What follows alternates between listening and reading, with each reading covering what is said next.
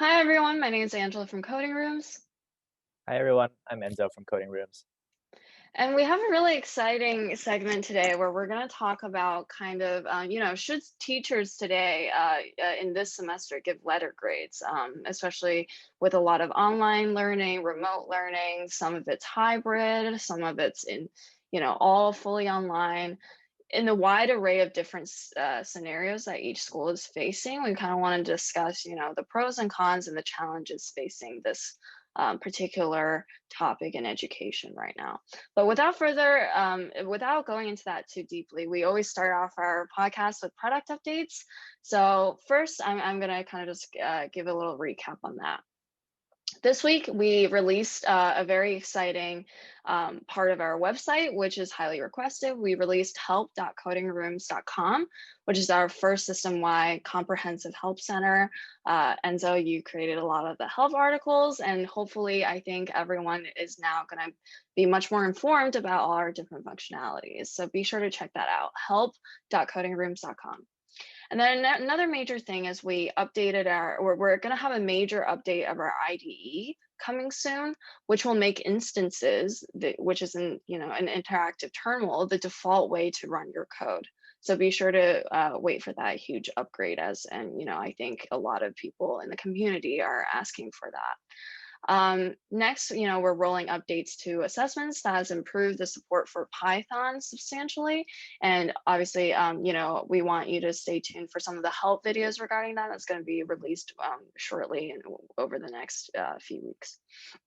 And then we have some large improvements to navigation and simplification of the assessments interface for teachers coming up, as well as in-application tutorials coming soon for some key features. So in that way, when you're in your Coding Rooms account on your website, whether that's on the home screen or in the classroom, you're gonna have some built-in tutorials that you can just click into. And then lastly is just some updates to site-wide navigation that are currently in the planning phases. So we want to kind of ensure that our in-site navigation is as intuitive and user-friendly for our teachers. And something else that's really exciting that's coming up next week is we're going to have our product launch on Product Hunt next Wednesday on December 9th. And we're really excited. It's our first big public launch, and we hope that everyone in our community, teachers, supporters of our product can all go on there and drop by, give us an upvote, give us a comment about your user experiences, and we would be very thankful for that. Without further ado, we'll jump right into the topic. So I think the topic of this video is really should teachers give letter grades this semester? And it's obviously an ongoing conversation to be had. As the semester is coming to an end, for many, it was either a hybrid teaching situation or a fully remote teaching situation. And we have to kind of consider how should we continue with grades? Do we give students the choice to have letter grades or have some sort of a universal pass? And some of the arguments for no grades, for example, are difficulties learning from home, unfair advantages or disadvantages in terms of just their work environment or their access to internet stability. Enzo, if you do you want to discuss some of the classic arguments against letter grades or something to do with the kind of limitations with grades, or if you have any thoughts on that? hmm I think no, I think Angela, I feel like you picked on most of the common points that are discussed, by students on why they shouldn't receive a letter grade in the special, I guess, like COVID circumstances and situation, just because not everyone's on the same playing field, and it's hard, it's hard for teachers to grade students when they don't have the same tools under the belt. And I mean, in a sense, I agree, but at the same time, I also think that it's hard for teachers to just not give out letter grades and have students who do pass fails. So there are challenges to overcome, but at the same time, there are things that we can do to mitigate these problems. And I think it's not to follow the traditional way of doing things, but it's actually time to like innovate a little bit more, so that people can adapt to this new normal, and find a new equilibrium in a sense. Yeah. So that's just like my, I guess, like higher level thoughts, but we can talk a little bit more about that in a bit too when we discuss the Yeah, points. yeah, definitely. And I think you raised some really good points on that because, for example, on one side you have, for no grades, some of the key arguments on that is related to how grades, some people have the argument where it's kind of an more of an old school system in terms of measuring people's not just aptitude, but like success factor, right? Because you have to kind of think about before you enter the workforce, all the way till whether you or not you decide to go to college, at least through till high school, grades are the only thing that's really something that everyone has and that you're comparing yourself against. And then, grades seem somewhat to be an end goal, which in today's world, I think because there's so many different ways that you can prove that you're talented in a certain area, it doesn't make sense anymore. Especially, for example, at coding rooms, when we teach, our platform for teaching coding, that is something that kids can learn by themselves and kind of establish that skill set themselves. So a lot of these things is just like, in the classroom, it becomes an adequate like kind of form of feedback. But some of the challenges, I agree with you, are, among other things, teachers need some sort of like measurement or equilibrium, Mhm. as you mentioned, to Mhm. kind of see or measure student progress. Now, you can argue maybe the grading system needs to be upgraded or innovated. And I think that there's definitely some sense in that. And also in terms of, accessibility this semester, because definitely, I mean, maybe I don't really know exactly the statistics on this, but the amount of students that through COVID that, has impacted their learning quality or learning accessibility because of lack of infrastructure or, as simple as internet connection. Like I've seen news where people are outside of Starbucks trying to steal their, internet cafe Wi-Fi. Like it's truly like just not it's just truly sad that Mhm. this is like kind of what it's come to. So I Mhm. guess like we can jump into our first discussion point. Yeah. So like do you have any thoughts on like kind of what new grading policies that you think maybe high schools or middle schools should Mhm. adopt during these weeks or months of continued remote learning, seeing this kind of current COVID landscape? Yeah, I think to that question, given high school and middle schools are they have relatively smaller class sizes compared to colleges and universities. And I think, given the fact that since we're at, at this time where not all students have access to the same tools, we could maybe perhaps give a little bit more autonomy to the students themselves to create their some type of independent projects where teachers serve almost as a guidance, to help them um, through these projects that they have created for themselves. And from doing that, apply knowledge and kind of like applicable knowledge to the work they do, so that inherently the project and the assessment criteria itself is much more based on a holistic judgment instead of, a very typical and old school traditional math homework or math exam where it's right or wrong and you get scored based on points. So in that sense, I feel like even though different students have different access to some one or two tools that the other student may not have access to, they can leverage what they have within their environment and kind of like be creative about it and be and I think it's also nice for students to have some kind of opportunity like this because oftentimes, right, when you kind of go into college, there are a lot of independent projects that might require to take leadership on kind of like how you pace yourself in within a semester, and so by giving an opportunity like this in a time like this where like it's more ambiguous, it might not be a bad thing. It might not be a bad thing to give more autonomy to students, And it's manageable for teachers as well, just because schools are smaller in size as compared to college, and it better prepares students too for again much more autonomous kind of like a structure and teaching style. So that's one way I think I thought about changing a new grading policy for high schools and middle schools. Yeah, that's what Yeah, has been in my definitely. mind.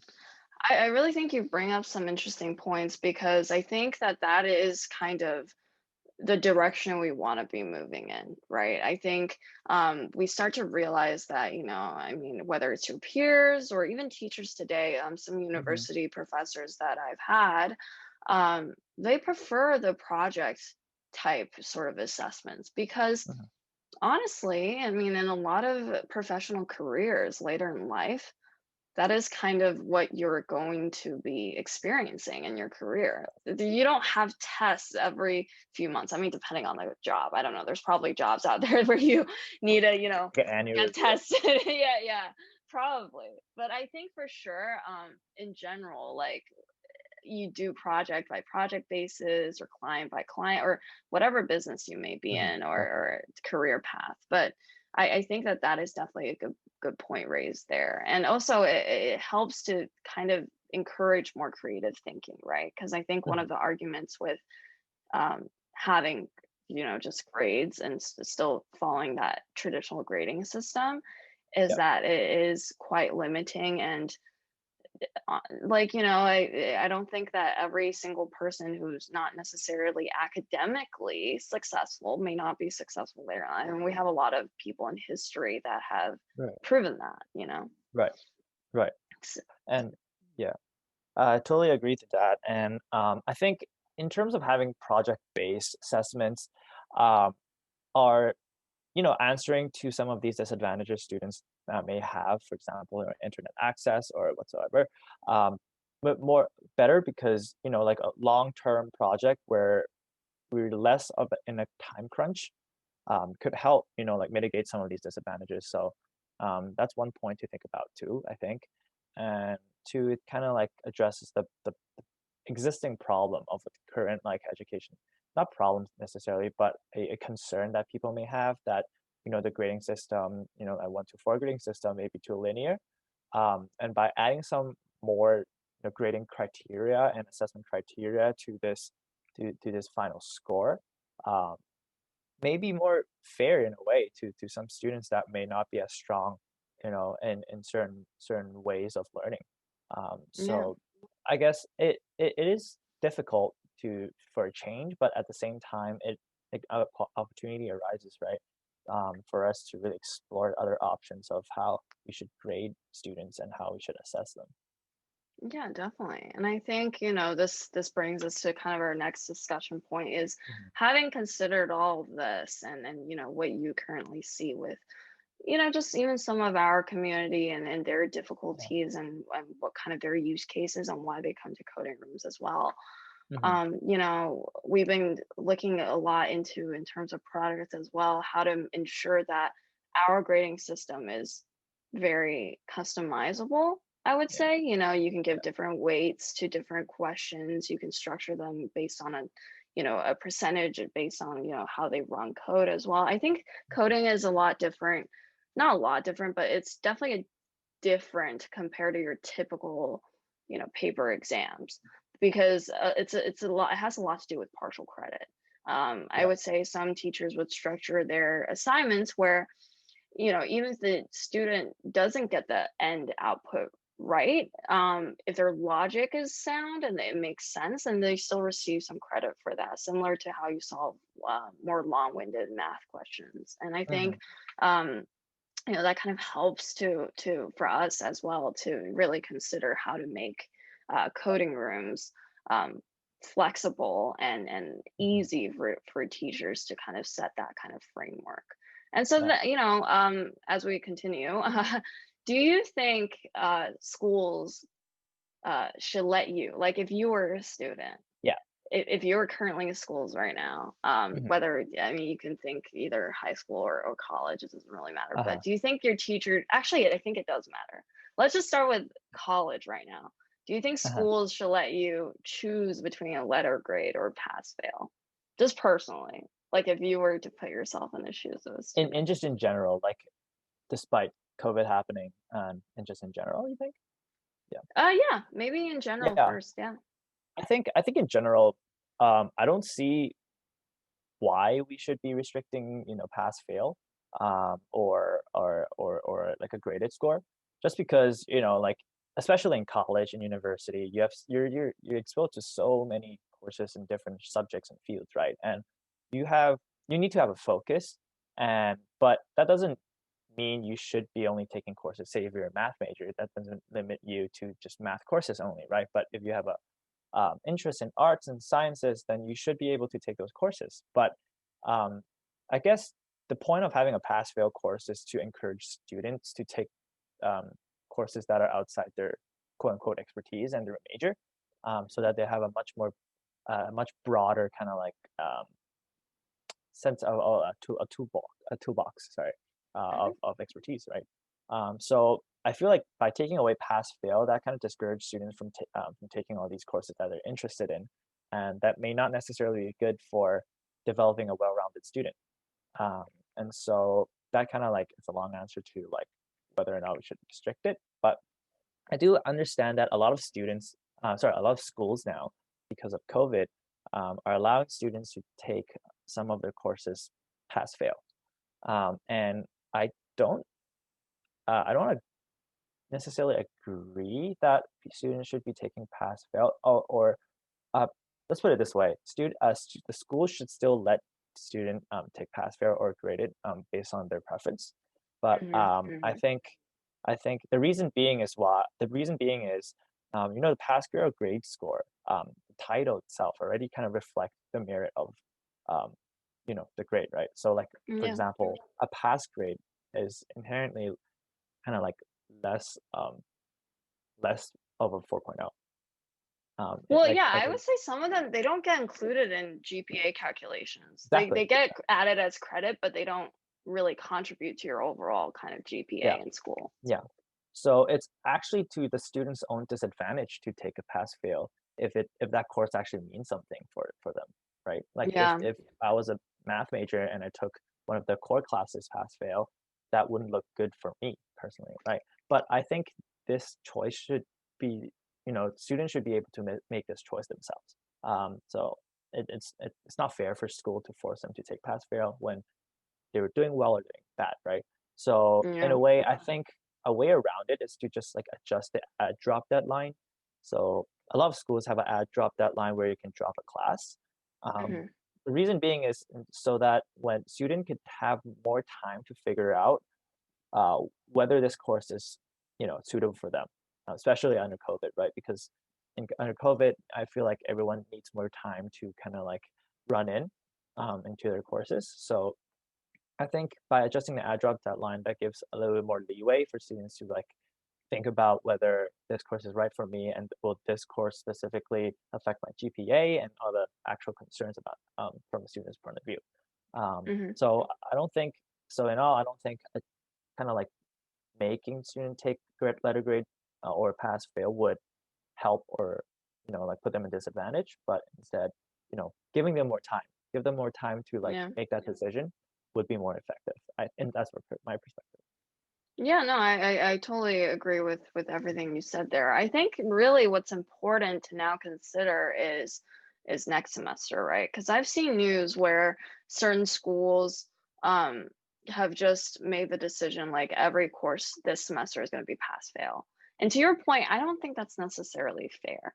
Like for Yeah. example, if I'm in my senior year of college and I really have an aspired level of GPA I want to graduate with. Like, for example, I want to graduate with honors.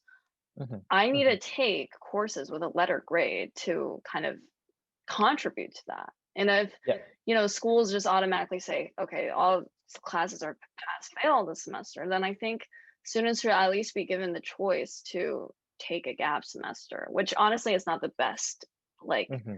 decision or best option, but I think to your point, that shouldn't be the case to begin with because Yeah. um, I feel like then it gives students who really want to take on the challenge and to contribute their grade and prove themselves that they Mhm. can get good grades in certain subject areas, Mhm. they miss on that chance. And then we can Exactly. go on and on about this topic in terms of, tuition levels and stuff like that. But I think really it's just considering if the schools that have picked this semester because it's fall, I think next semester is going to be really important and a deciding factor because if Mhm. you look at normal kind of when you enter school and when you leave school, a lot of people start Yeah. in the fall.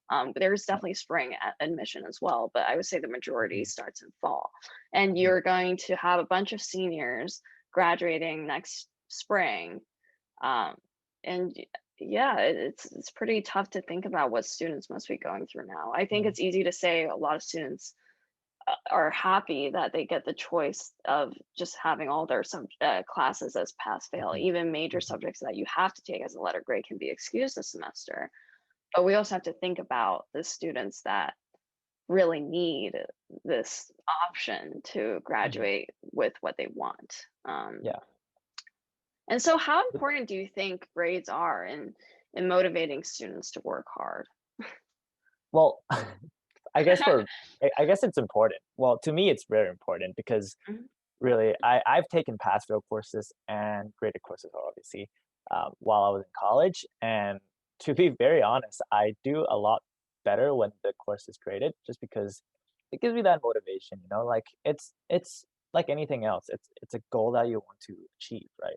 You obviously Mhm. use like, as a striving student, you want to achieve the highest grade possible, and, knowing that this course is graded, you'll try to do everything you can to get to that point. And quite frankly, by doing everything you can, you study hard, and that will actually help you learn better.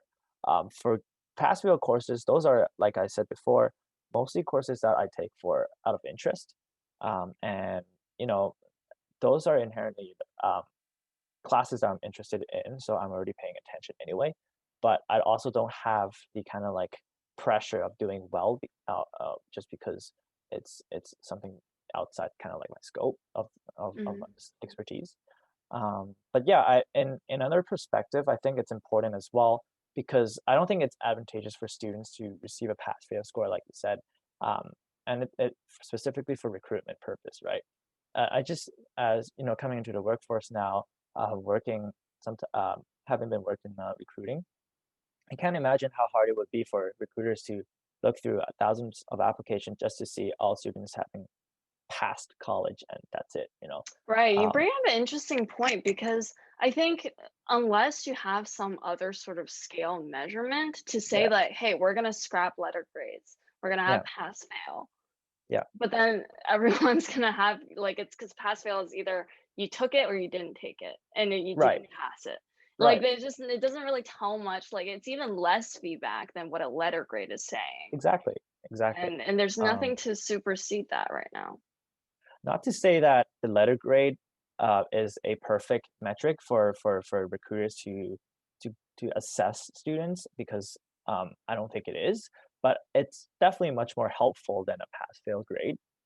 If you were to take letter grades away and replace it with excuse me, pass fail, I really think you should add some other criteria of assessment into your for middle school and high school report card and your transcript too for college student, right?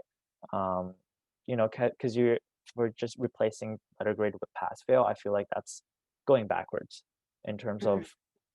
transparency on whether a student uh, uh, is deserving of a high appraisal or like to graduate with honors and all that. So Mhm. that's my Definitely. take on it, and I think it's important. Yeah, it definitely served as a motivator as for many students like myself. Yeah, I totally agree with that because I Mhm. think, going into next semester as well, I will kind of like we're at the end of this semester or Mhm. quarter, and whether that's high school, middle school, or college, I think teachers should give more, uh, put more focus on how to deal with student grades and feedback this year, Yeah, especially speaking to high school seniors and college seniors that are yeah, in this very pivotal transition moment And I think there needs to be some framework. I'm not personally an educator myself, so I don't really have too much of a knowledge on how to set these frameworks up. But I think a general idea or summary is to set reasonable goals ahead of time, way ahead of time, and let them know that, hey, we're here for you. Kind of explain a process, right? Look at kind of their what their goals are and where they want to go, and everything has to be brought up. Like if it's not happening now, then it's already too late in my mind. Because I think, for example, high school seniors, I mean, you're submitting all these college apps right now. So this should have happened ages ago going into this, that kind of support. And for college seniors, similarly to your point, recruitment, that has already either happened or is still happening right now. And that kind of framework needs to be brought up earlier as well. Definitely. So yeah, I think we had a really good discussion about various facets of Yeah. this, and I think it's definitely so much more to delve into. So we probably will have another kind of episode or continuation of this discussion. hmm But yeah, before we end the call, well, the podcast today, I think we want to just really um, emphasize again that we're super excited to be launching publicly on Product Hunt. Yes, on Product Yeah. Hunt next week.